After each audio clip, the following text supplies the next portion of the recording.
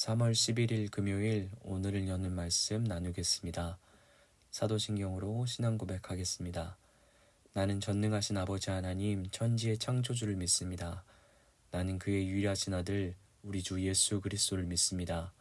그는 성령으로 잉태되어 동정녀 마리아에게서 나시고 본디오 빌라도에게 고난을 받아 십자가에 못 박혀 죽으시고 장사된 지 사흘 만에 죽은 자 가운데서 다시 살아나셨으며 하늘에 오르시어 전능하신 아버지 하나님 우편에 앉아 계시다가 거기로부터 살아있는 자와 죽은 자를 심판하러 오십니다. 나는 성령을 믿으며 거룩한 공교회와 성도의 교제와 죄를 용서받는 것과 몸의 부활과 영생을 믿습니다. 아멘. 오늘 우리 가운데 주신 하나님의 말씀은 마태복음 14장 22절부터 33절까지의 말씀입니다. 마태복음 14장 22절부터 33절까지의 말씀입니다.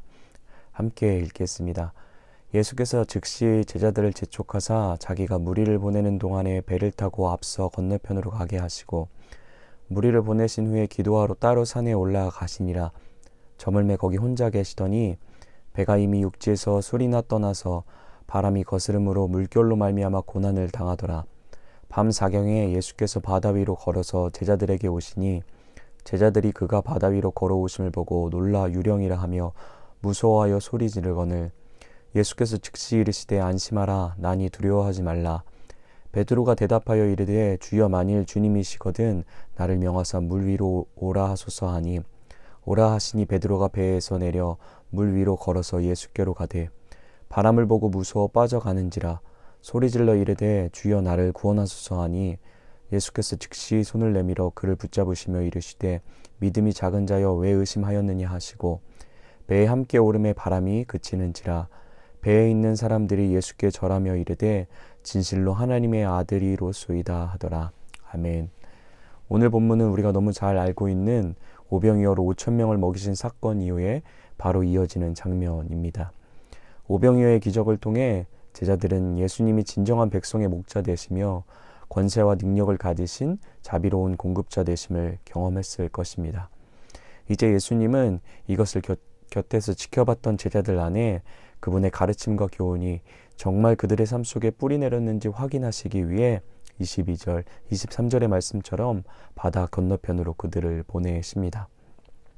그리고 예수님은 평상시뿐만 아니라 중요한 사역의 전환점들이 있을 때마다 하셨던 것처럼 홀로가 산에 올라가 기도하시게 되면서 잠시 제자들과 예수님이 떨어져 있게 되었습니다. 24절입니다. 배가 이미 육지에서 술이나 떠나서 바람이 거스름으로 물결로 말미암아 고난을 당하더라. 그런데 육지에서 한참을 멀어진 배가 바람과 파도 때문에 고난을 당하게 됩니다. 마태복음에선 술이라고 뭉뚱그려 이야기하지만 동일한 사건을 보여주는 요한복음 6장 19절은 구체적으로 육지에서 4에서 5km 노를 저어 갔다고 이야기해주고 있습니다. 본문의 고난당하다라는 표현은 고난당하다라고 표현한 헬라어 단어는 신약 속에서 커다란 고통을 이야기하고자 할 때 사용되는 강력한 동사인데요. 이 단어를 사용하여 표현할 만큼 지금 제자들이 경험하는 어려움이 얼마나 큰 것인지 잘 나타내 보여주고 있습니다. 25절입니다. 밤 사경에 예수께서 바다 위로 걸어서 제자들에게 오시니 그렇게 파도와 바람을 거슬러 육지로 가려고 발버둥 치던 제자들의 노저움이 얼마나 지났을까요? 새벽 늦은 시간까지 그들의 노저움이 이어지다가 아무리 저어도 풍랑을 헤쳐갈 수 없어서 찢을 대로 지쳐 모든 것을 체념하고 있을 때였습니다. 그 매서운 바람과 비를 뚫고 높은 파도를 하나씩 밟으시며 그 위를 걸어서 예수님이 제자들이 있는 곳으로 찾아오십니다.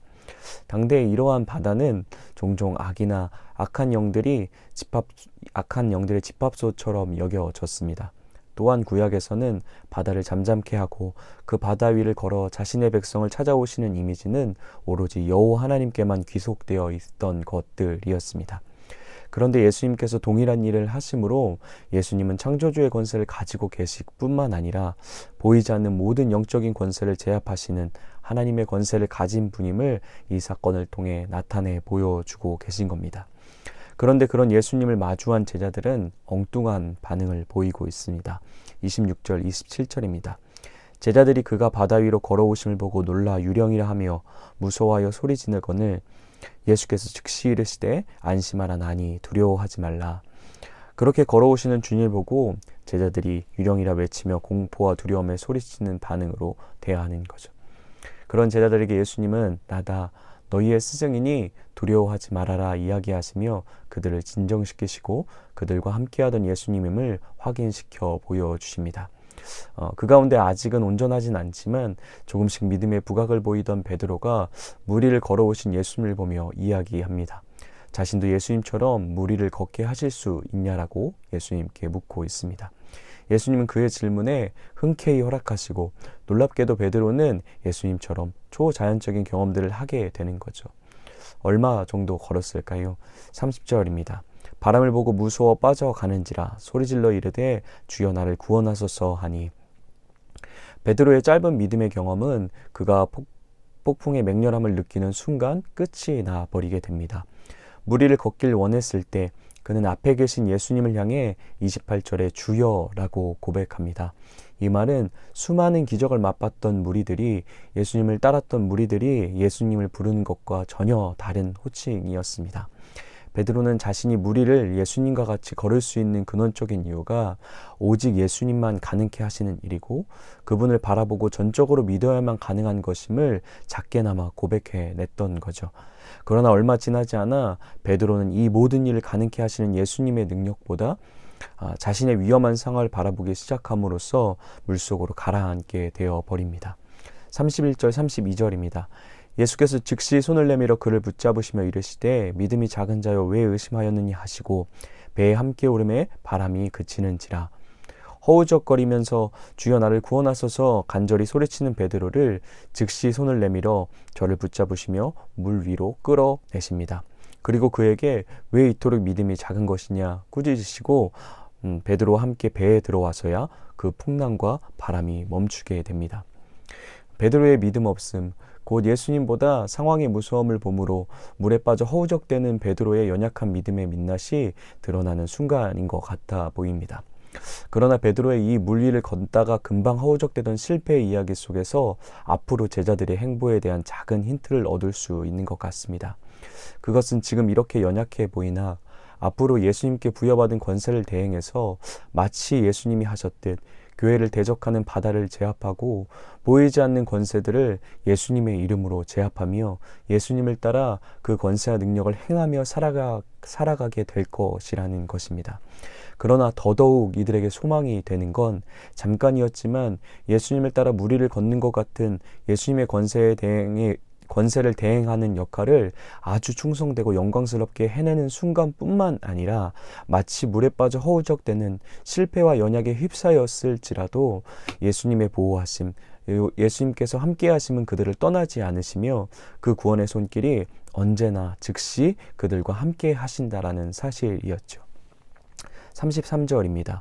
배에 있는 사람들이 예수께 절하며 이르되 진실로 하나님의 아들이로소이다 하더라.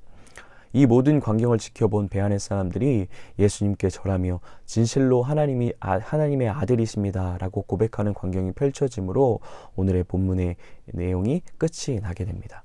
사실 오늘 본문의 바다 위 배 안에서의 예수님의 가르침의 장면은 이번이 첫 번째가 아니었습니다.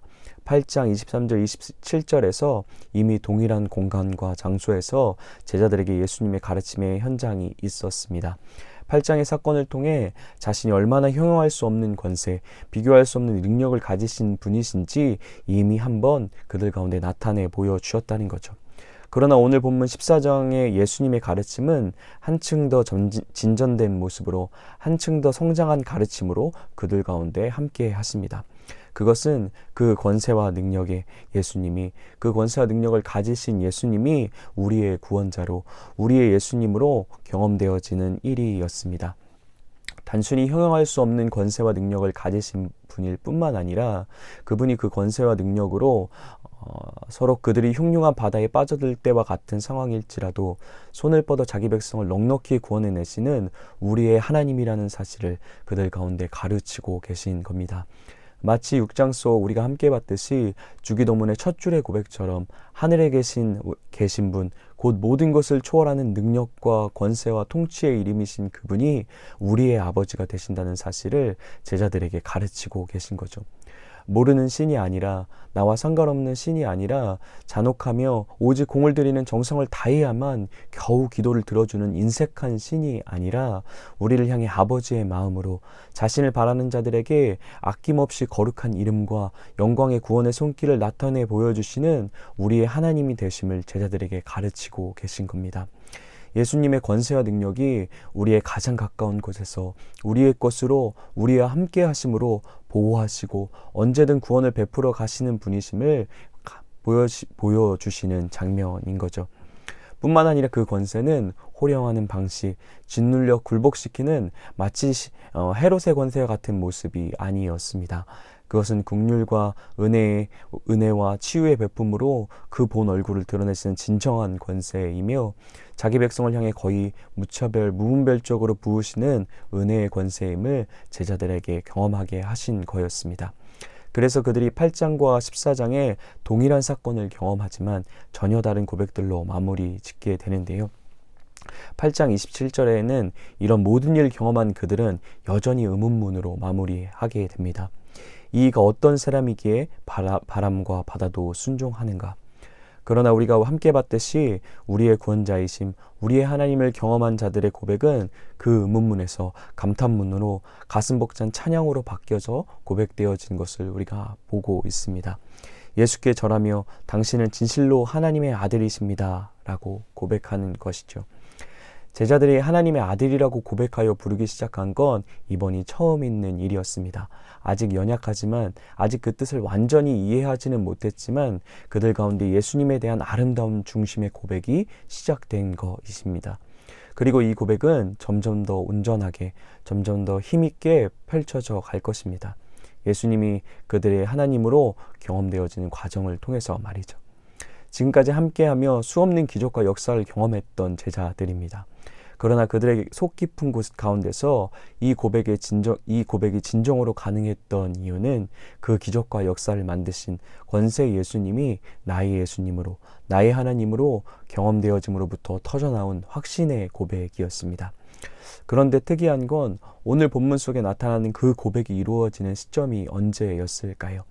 물론 예수님과 같이 바다를 걷는 영광의 현장 가운데서도 분명히 이뤄낼 수 있는 고백입니다. 그러나 자세히 살펴보면 나에게로 뻗어져 나오는 예수님의 손길을 극적으로 경험할 수 있을 때는 물에 빠져 허우적대는 순간이었습니다. 풍랑과 거친 파도로 인해 일대로 지쳐 모든 것을 체념한 그 순간이었습니다. 나의 한계를 마주하는 그 지점에서, 나의 소망이 끊어진 것 같은 그 지점에서, 나의 힘으로 더 이상 할 수 없다라는 좌절의 순간에서 극적으로 우리를 향해 뻗어져 오시는 그분의 구원의 손길을 경험할 수 있게 되는 것이었죠. 비록 그것이 우리에게는 가장 어두운 터널을 지나는 것 같은 시점이지만 우리 하나님에게는, 우리 예수님에게는 우리를 향해 자신을 나타내 보여주시기에, 그리고 자신이 함께 하심을 우리 가운데 확신시켜 주시기에 가장 찬란한 타이밍이 되어 주시는 것 같습니다. 오늘 본문 33절 마지막 고백은 이러한 과정을 통해 베드로와 제자들 가운데 예수님이 심어주신 고백의 시작이었습니다. 사랑하는 에바다 공동체 성도 여러분, 우리 삶 가운데도 이런 우리의 구원자 되심을 경험하는 하루가 되어지길 소망합니다. 성경 속에 나타난 하나님의 권세와 능력의 이야기가 나의 이야기, 우리의 이야기가 되어지는 하루가 되길 소망합니다. 단순히 오늘을 여는 말씀으로 하루를 시작하고 메시지 성경을 듣고 사순절 성경 쓰기를 함을 넘어서 그 가운데서 나타내 보이시는 예수님에 대한 이야기가 우리의 이야기, 나의 이야기가 되어지길 소망합니다. 그래서 오늘 본문을 통해 보여주듯 우리의 인생에 펼쳐지는 매서운 바람과 파도를 하나하나 밟으시고 찾아오셔서 내니 두려워 말라 말씀하시며 샬롬의 손을 내미시는 예수님을 오늘 우리의 삶 가운데 경험하는 하루가 되길 소망합니다. 오늘 하루 우리 가운데 찾아와 주신 예수님 때문에 우리 삶의 모든 의문들이 감탄문으로 바뀌게 되는, 애가였던 우리의 마음들이 그분을 향한 승리의 창가로 바뀌는 하루가 되어지길 예수님의 이름으로 축복합니다. 이렇게 함께 기도했으면 좋겠습니다. 성경 속 이야기가 우리의 이야기가 되는 하루였으면 좋겠습니다. 특별히 사순절 기간 동안 말씀 속에서 만나는 예수님이 나의 예수님으로, 우리의 예수님으로 경험되어지길 소망합니다. 예수님의 십자가와 부활의 이야기, 우리를 향한 그분의 고난의 이야기가 전인격적으로 우리 삶 속에 깊숙이 내려앉는 시간이 되게 해달라고 기도했으면 좋겠습니다. 두 번째로는 베드로의 모습 속에 나타나듯이 나의 하나님을 만나기 위해 우리가 그분 앞에 간절함으로 나아가야 할 줄 믿습니다. 그분의 성품을 믿으며 그분의 사랑과 권세를 믿으며 간절함으로 그분을 향해 구원과 은혜를 사모하며 기도하는 하루가 되길 원합니다. 30절에 소리질러 이르되 주여 나를 구원하소서 하는 우리 속에 이러한 간절의 기도가 그분이 나의 하나님 되어주시는 일을, 그분이 나의 삶 속에 답이 되어주시는 일을, 그분이 나의 삶에 구원을 베푸시는 일들을 포기할 수 없다는 심정으로 간절함으로 그분 앞에 나아가는 울부짖음이, 간절한 기도가 우리 삶에 회복되게 해달라고 함께 기도하시겠습니다. 다음으로는 공동체와 또한 나라와 열방을 위해 함께 기도했으면 좋겠습니다. 제자들처럼 미미해 보여도 실수와 실패를 때론 경험하더라도 제자들 삶 가운데 지속적으로 예수님을 향한 암과 닮음이 자라가듯 그러한 자라남이 예수님을 닮아감이 멈추지 않는 우리 공동체 되게 해달라고 기도하시겠습니다. 또한 이번에 당선된 대통령을 위해, 그리고 그가 하는 모든 일들과 나라를 위해, 그리고 우리나라뿐만 아니라 열방에 하나님의 구원의 이야기가 필요한 자들 가운데 함께 해달라고 함께 기도하시겠습니다. 특별히 지속적으로 러시아와 우크라이나를 위해 함께 손모아 기도하겠습니다.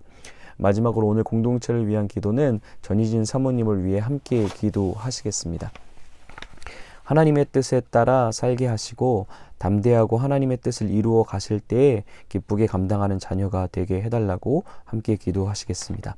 하나님이 주신 선물 다함이 다해를 하나님 주신 마음으로 잘 양육하게 해달라고 함께 기도하시겠습니다. 직장에서 좋은 관계를 맺으며 하나님과 함께하는 직장생활이 되게 해달라고 이 기도 제목을 가지고 함께 같이 기도하겠습니다. 교회를 위한 기도 제목은 각 부서가 건강하게 자라며 모이기에 힘쓰는 교회가 되게 해달라고 기도하시겠습니다. 사회와 나라 온 세계를 위한 기도 제목은 땅끝까지 복음이 전해지며 주의 사랑이 온 나라 위에 가득하도록 함께 기도하시겠습니다. 한마음으로 함께 기도하신 후에 각자의 자리에서 주기도문으로 모든 예배 마치도록 하겠습니다.